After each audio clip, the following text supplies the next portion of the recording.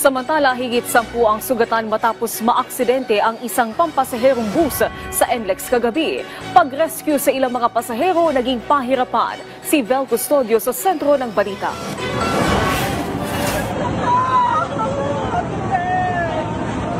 Rinig ang pagkagulgol ng babaeng nakasakay sa halos mayupinang harapan ng bus matapos itong sumalpok sa likurang bahagi ng dump truck habang binabaybay nito ang southbound lane ng North Luzon Expressway sa bahagi ng Torres Bugalyon Bridge, Valenzuela City. 30 ang sakay ng bus kasama ang driver at konduktor.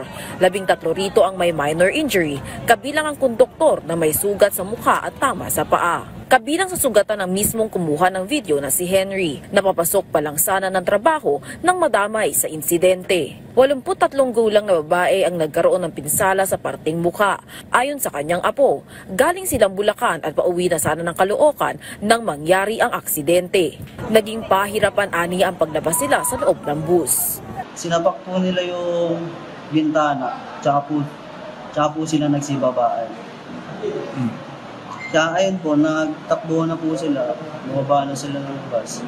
Tapos po yung mga naipit po, matagal pa po bago makalabas. Sa inisyal na investigasyon ng Valenzuela PNP, matulin ng takbo ng bus na biyaheng Angat Bulacan patungong monumento. Itong bus saka yung dump truck is traveling ng 4th lane. So yung dump truck is ahead doon sa bus. So, nandito na yung bus,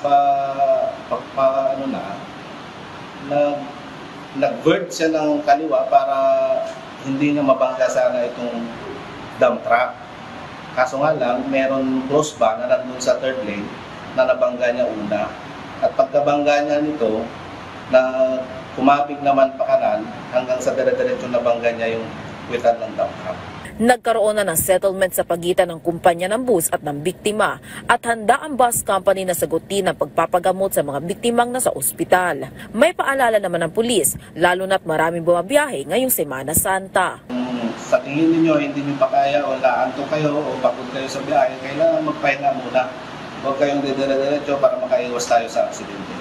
Agad namang tinaw ng mga tauhan ng NLEX ang mga involved na sasakyan sa nangyaring karambola at maayos ang nadadaanan ng southbound lane ng NLEX Valenzuela. Vel Custodio para sa Pambansang TV sa Bagong Pilipinas.